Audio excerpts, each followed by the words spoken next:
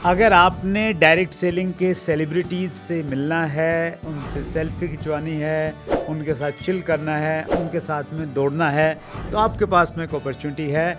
हिंदुस्तान में पहली बार direct selling marathon का आयोजन किया जा रहा है, जिसका मकसद है हम डायरेक्ट सेलिंग की कम्युनिटी को यूनाइट कर सकें, इकट्ठा कर सकें, क्योंकि संघे शक्ति कलियुगे।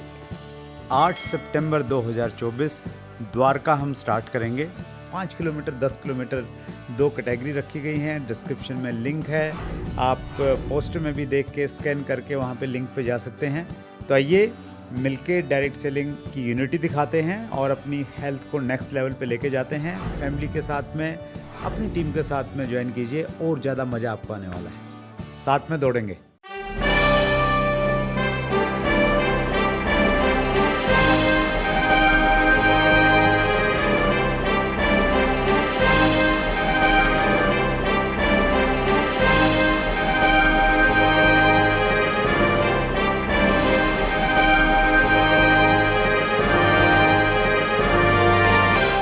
तो आप देश के उन दुर्लभ लोगों में से हैं सही।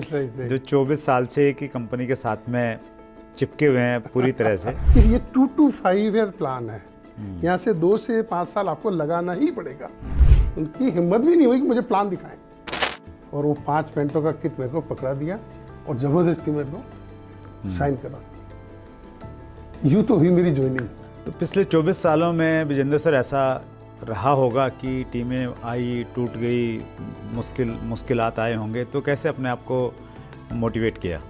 सर आप 3 बात बताते हैं, नज़र रखें, सब्र रखें, खबर रखें। ये 3 क्या हैं सर? दोस्तों नमस्कार, आदाब, सत श्री अकाल। चैट विद सुरेंद्र वत्स के नए एपिसोड में आप सबका बहुत बहुत स्वागत है।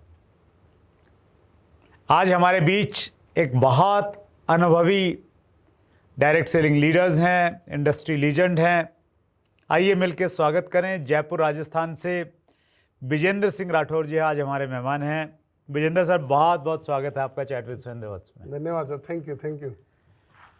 आपने समय निकाला, स्पेशली जयपुर से आए, सो दिल की गहराई से बहुत बहुत आभार। बहुत बहुत धन्यवाद बस साहब। मैं भी आपका बहुत बहुत धन्यवाद करना चाहूँगा कि आपने मुझे आपके इस chat with Surendra Vats channel में आपने मुझे बुलाया, मुझे मौका दिया, लोगों से मिलने का, बात करने का मौका दिया। उसके लिए मैं आपको बहुत बहुत दिल से धन्यवाद देना चाहूँगा। थैंक यू बहुत बहुत धन्यवाद सर। आप लीजेंड हैं इंडस्ट्री के, बहुत बड़ा नाम है, उदाहरण है, लेते हैं लोग आपका बहुत सारे।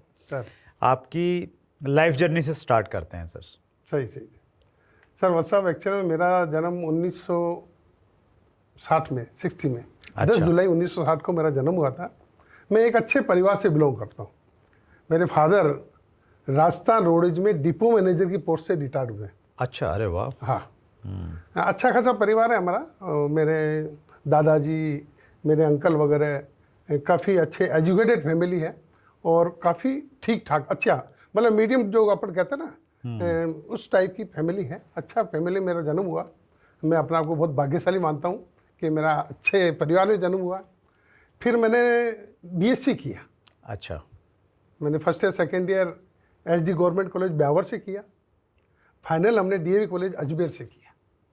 और संजोग की बात यह है कि जिसने मुझे ये बिजनेस दिया, डायरेक्ट सेलिंग का ये जो बिजनेस मुझे बताया, वो मेरे साथ first year second year final तक हम क्लास फेलो थे। अच्छा, ओके। क्लास फेलो तो थे ही वत्स साहब, साथ के साथ हम रूट पार्टनर भी थे। अच्छा, ओके।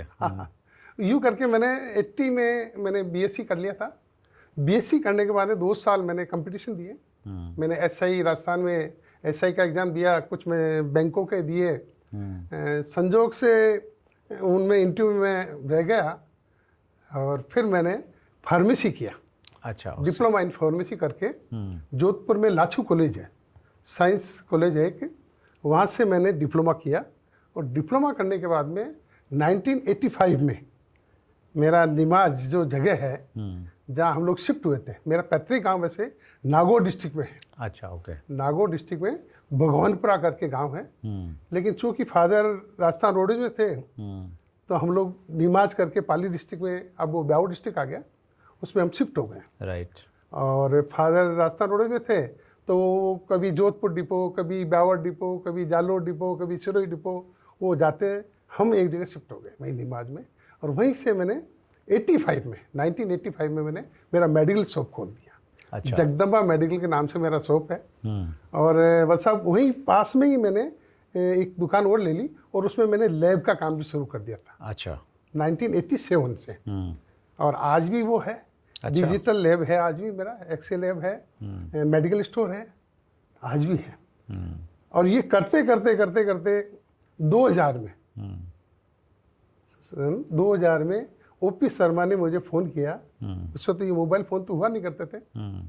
बेसिक फ़ोन पे, लैंडलाइन पे फ़ोन आया कि मैं तेरे से मिलने आ रहा हूँ। मैंने कहा यार ओपी शर्मा ने इतने दिनों बाद याद किया। ओपी शर्मा मतलब आपके जो मेरे दोस्त थे, जो थे साथ में पढ़ते थे, जो साथ पढ़ते थे हम। मैंने first year second year final हमने साथ किया था। वो मेरे दोस्त का फ़ोन आया कि विजेंद्र एक बहुत अच्छा बिजनेस आया है और मैं तेरे से मिलना चाहता हूँ।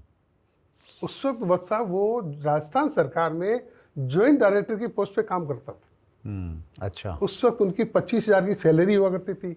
आज 25,000 मायने नहीं रखता। हाँ, 2000 में बहुत थे। 2000 में काफी मायना रखते थे। उस वक्त वो मारुति 800 मेंटेन किया करते थे। आज मारुति 800 बिल्कुल मैं रोड से गायब है। गाड़ियाँ कम रहती थी उस हाँ, टाइम। उस वक्त वो मेंटेन मतलब अच्छा खासा स्ट्रेस था उसका। उसने मुझे कहा कि मैं आ रहा हूँ तेरे से मिलने, कोई एक ऐसा बिजनेस है और तेरे से बात करनी है। मैंने कहा ठीक है आ जा। आया वो, तो उस वक्त एक पेपर बॉक्स हुआ करता था और उसमें 5 पेंट पीस हुआ करते थे। अच्छा।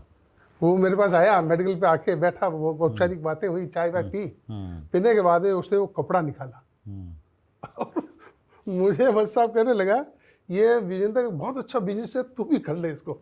हाँ। मैंने उसको ऊपर से नीचे देखा, मैंने कहा यार ये कपड़े बेचने का काम इसने कब से शुरू कर दिया। हकीकत है। मैंने उसको बड़े अजीब देख के मैंने कहा यार ये राजस्थान रोड, राजस्थान सरकार ने इसको कहीं नौकरी से तो नहीं निकाल दिया। यूँ करके उसको देख लगा कि मैंने कहा यार ओम तेरी नौकरी तो ठीक है। उसने कहा क्यों, क्या हुआ? अरे मैंने कहा यार ये कपड़े बेचने का काम तो कब से करने लगा? तू तो जॉइंट डायरेक्टर की पोस्ट पे काम करता है, कोऑपरेटिव डिपार्टमेंट में हेड ऑफ डिपार्टमेंट था वो। उसने कहा नहीं ऐसी कोई बात नहीं यार, बहुत अच्छा बिजनेस है, तू भी कर ले। मैंने कहा यार मुझे माफ़ कर, मेरे मेडिकल का काम है, एक्से लैब का काम है और अच्छा मेरा बहुत अच्छा मेडिकल स्टोर बहुत अच्छा चलता था। आज भी बहुत अच्छा है हमारे वहाँ पे। बस साहब आज की तारीख में कम से कम 20-22 मेडिकल स्टोर है। उन 21 मेडिकल स्टोर का सेल एक तरफ है और जगदम्बा मेडिकल का क्या बात एक है। सेल आज भी। तो बहुत अच्छा मेरा चल रहा था, अच्छा खासा मेरे पास पैसा था, पैसा कमा रहा था मैं, सब बातें थी। मुझे वो बड़ा अटपटा लगा। मैंने कहा ये मेरे लायक नहीं है, तू और किसी को पकड़। और मैंने यूँ करके उसको मना कर दिया। अच्छा, ज्वाइन नहीं किया? मैंने नहीं किया। मैंने ज्वाइन नहीं किया, मैंने वापस रवाना कर दिया उसको। सेकंड दफा फिर आया। अच्छा। कहा विजेंद्र बहुत अच्छा बिजनेस है। मैंने कहा तू मेरा पीछा छोड़ दे, अपने साथ के और भी दोस्त हैं उनको पकड़, उनको जरूरत भी है। अच्छा। उनको पकड़, मेरे लायक ये काम नहीं है। नहीं माना था वो। 30 दफा तो बस साहब आके उसने सीधा फार्म निकाला। हाँ। और फार्म पे कहा इस पे साइन कर। अच्छा। हाँ, उस पर साइन कराए। मेरे को कहा 1260 रुपये दे। और वो 5 पेंटों का किट मेरे को पकड़ा दिया और ज़बरदस्ती मेरे को साइन करा। यूँ तो हुई मेरी ज्वाइनिंग। लेकिन बस साहब आज मैं सोचता हूँ कि अगर उस दिन उस ओपी शर्मा ने ज़बरदस्ती मुझे इसमें धक्का नहीं दिया होता, ज़बरदस्ती इस सिस्टम में नहीं लाया होता, तो करोड़ों रुपए से वंचित रहता ही रहता। लेकिन आज जो इंडस्ट्री में इस डायरेक्ट सेलिंग में मेरा नाम है, मान है, सम्मान है, उन सब चीज़ों से मैं वंचित रह जाता। दैट्स ग्रेट विजेंद्र जी, बड़ी इंस्पायरिंग है। मतलब अपलाइन ने 3 बार आए और तीसरी बार भी ज़बरदस्ती करके ज्वाइन करवा के गए। और देखिए इसमें एक संदेश है विजेंद्र सर की स्टोरी से कि बहुत बार जब हम सामने वाले को अप्रोच करते हैं, वो हमारी बात नहीं मान रहा है, तो हमें लगता है यार ये क्या सोचेगा हमारे बारे में। लेकिन अगर आप कन्विंस हैं, आपको लगता है कि आप सही काम कर रहे हैं और उससे ज़बरदस्ती कर भी लेंगे, तो जिस प्रकार विजेंद्र जी आज ओपी शर्मा जी का एहसानमंद है, तो इसी प्रकार से लोग आपके भी एहसानमंद रहेंगे। बिल्कुल। बहुत इंटरेस्टिंग है सर। तो ज्वाइनिंग तो हो गई, फिर काम कब शुरू किया? आसानी से हो गया, मुश्किल रहा? अब बस सब काम एक्चुअली जब मैंने ज़बरदस्ती ज्वाइन किया तो मेरे को विश्वास तो था ही नहीं। मैं कहीं पे अभी 1% भी ऐसा नहीं था कि ऐसा कुछ होगा। लेकिन ओपी शर्मा ने मुझे एक बहुत अच्छी बात कही। उसने मुझे कहा कि तू एक दफ़ा भीलवाड़ा टीसी जी से मिल ले, जो इस कंपनी के मालिक हैं। कंपनी के मालिक से मिल ले। उनसे मिल ले। और उसके कहने से मैं भीलवाड़ा गया उसके साथ। जाके सर से बात की। ऑफिस था एक छावड़ा मेंशन करके, पहले पूर्व रोड पे हुआ करता था। वहाँ जाके मैंने बातचीत की उनसे, सबसे आमने सामने बैठ के बातें हुई। तो हकीकत वक्त मुझे लगा कि यार मैं किसी साधारण व्यक्ति से बात नहीं कर रहा हूँ। अच्छा, ये कोई असाधारण व्यक्ति है, बहुत दूर की सोच रहे हैं। और यूं करके मैं इतना इंस्पायर हुआ उनसे। मुझे मन में ऐसा लगा यार ये काम तो होगा, अच्छा, ये चलेगा। और उनकी बातें सुन के, उनसे मिलने के बाद में बस साहब मुझे 100% विश्वास हो गया कि ये चीज़ चलेगी। और मैं आके यहाँ लोगों को कपड़ा बताना शुरू किया। किसी ने बात की, किसी ने हाँ की, किसी ने ना की। मैं लगा रहा क्योंकि मुझे पूरा विश्वास था कि ये चीज़ आगे चलेगी। और यूँ करते करते करते बस साहब मैंने लोगों से बातचीत करना शुरू किया। और अप्रैल 2001 की बात है, उस वक्त मेरा चेक था 32,400 रुपये। 32,400 का कितने टाइम के बाद में ज्वाइनिंग के? 4 महीने बाद।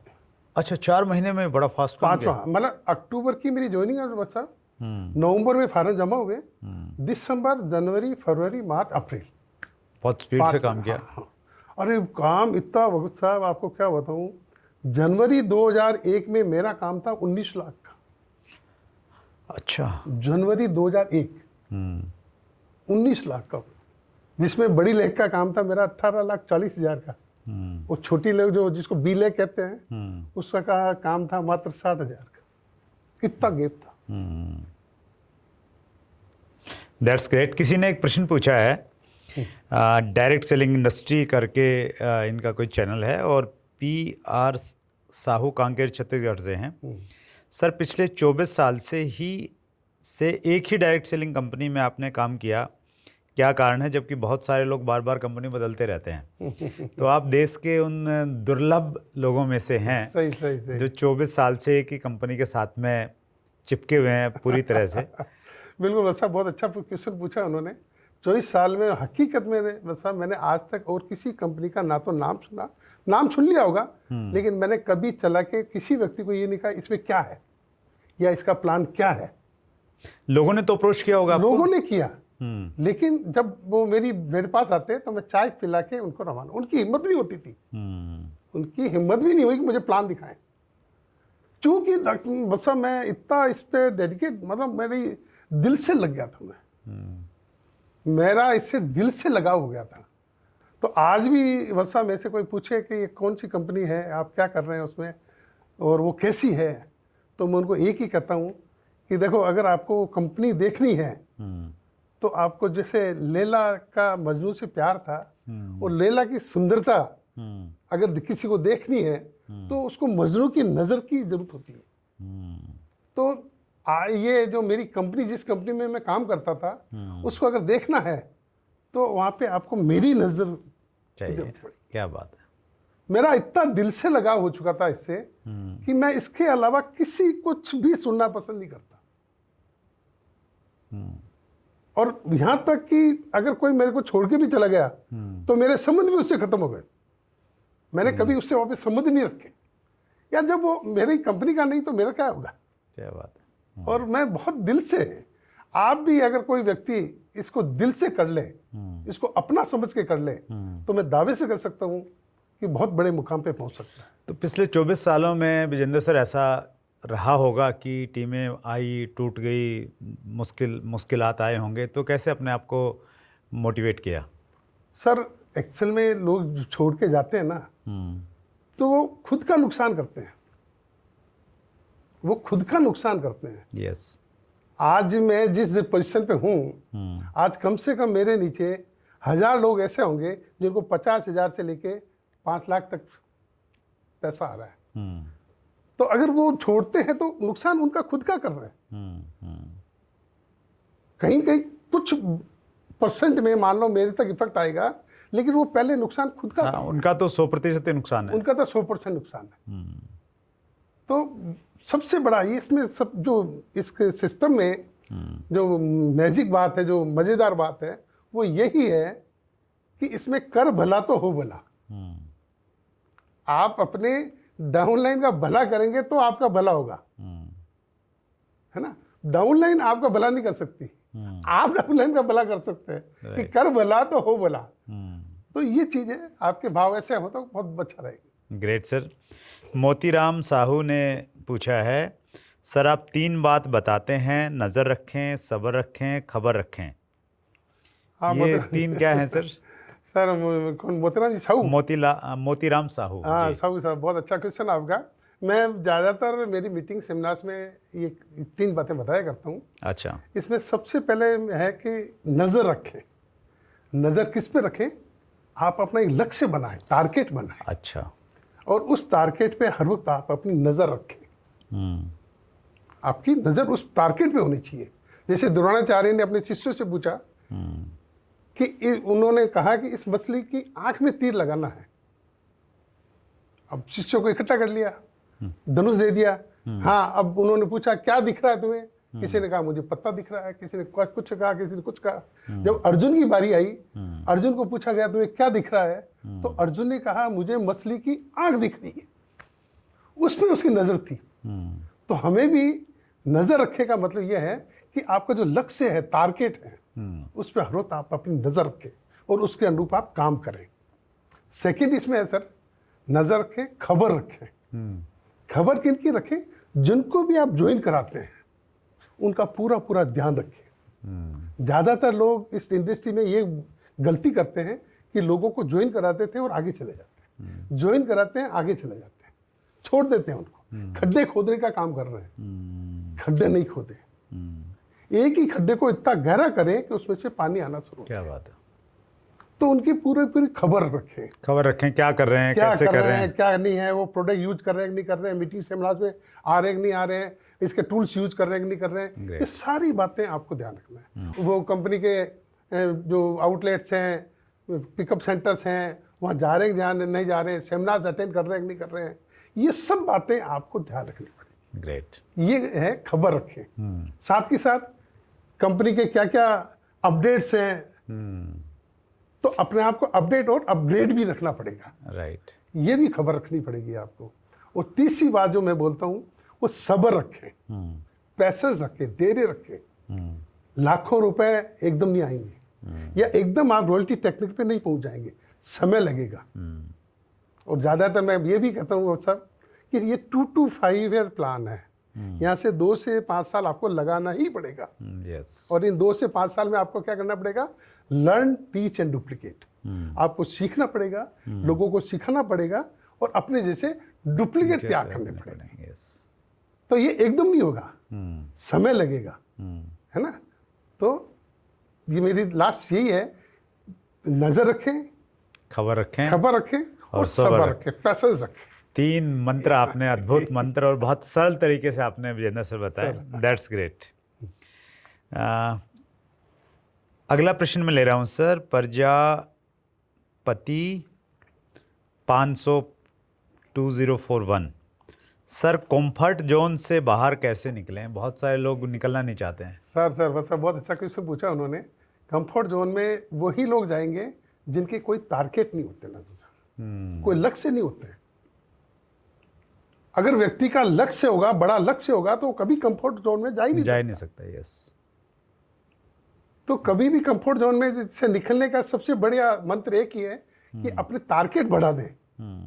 आपके जो लक्ष्य हैं उनको बड़ा कर लें और उस लक्ष्य पे हर वक्त अपनी नजर रखें।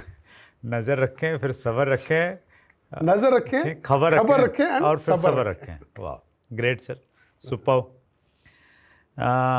अंतिम प्रश्न ले रहा हूँ सर। ये प्रश्न है मिस्टर चौधरी मुंडेरे का। रिस्पेक्टेड सर, जब कोई लीडर मंथली 4-5 लाख कमाने के बाद क्यों ठंडा हो जाता है और सिर्फ डाउनलाइन को ऑर्डर देता रहता है, खुद करता नहीं है, ऐसा क्यों?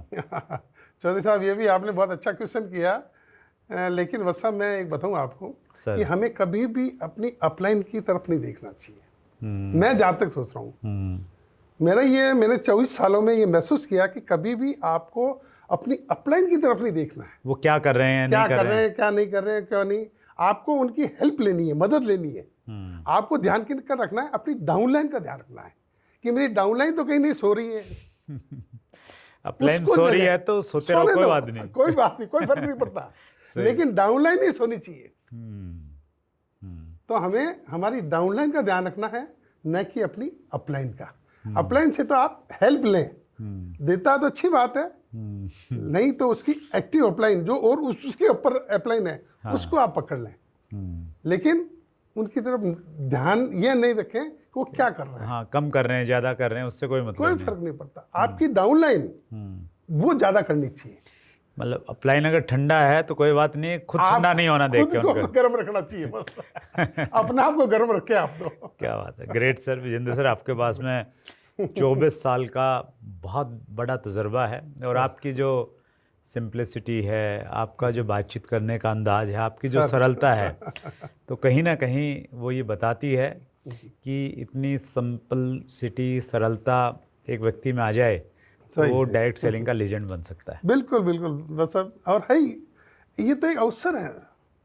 मैं तो बस साहब इसको एक अवसर मानता हूँ कि ऐसे अवसर हमें मिले और उस अवसर को हमने पकड़ा, और उसकी बदौलत, उसके कारण आज हम यहाँ पे, आज जो भी हम लीजेंड हैं या जो भी कुछ भी है, उसके कारण है, इस सिस्टम के कारण है।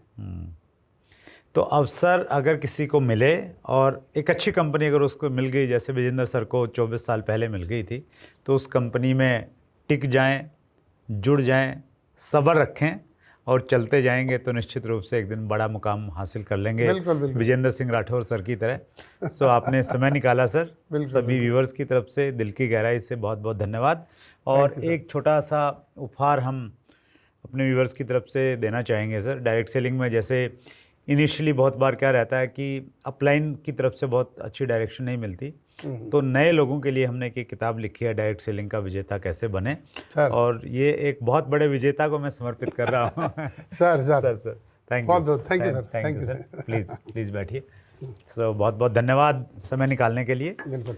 सो ये थे विजेंद्र सिंह राठौर जी, जयपुर राजस्थान से हमारे बीच में आए। बहुत सिंप्लिसिटी के धनी, हमेशा पॉजिटिव सोच और पेशेंस की वजह से इंडस्ट्री के लेजेंड हैं। अगले मंगलवार को रात्रि 8 बजे फिर एक बड़ी शख्सियत से मुलाकात होगी। अपना ख्याल रखिएगा। बहुत बहुत धन्यवाद।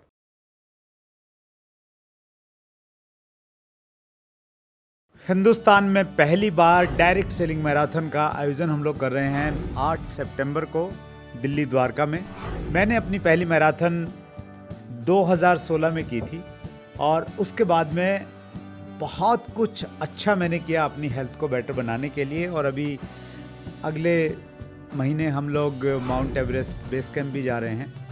आप भी अपनी हेल्थ जर्नी की शुरुआत 8 सितंबर से कर सकते हैं। अकेले मत आइएगा, अपनी फैमिली के साथ में आइएगा, बच्चों के साथ आइए, पेरेंट्स के साथ आइए, अपनी टीम के साथ में आइए। क्योंकि पहली बार जब मैराथन मैंने अटेंड की तो तन्वी और विशाल मेरे साथ में थे, और उन्होंने बहुत उसको एंजॉय किया। और अगर आप वाकई डायरेक्ट सेलिंग इंडस्ट्री को यूनाइट करने में अपना कंट्रीब्यूशन देना चाहते हैं, अपना सहयोग करना चाहते हैं, तो आपके पास में मौका है अपना सहयोग करने का और अपनी हेल्थ को भी साथ में दुरुस्त करने का। 8 सितंबर को दिल्ली में मुलाकात होगी। आपका इंतज़ार रहिएगा, साथ में दौड़ेंगे।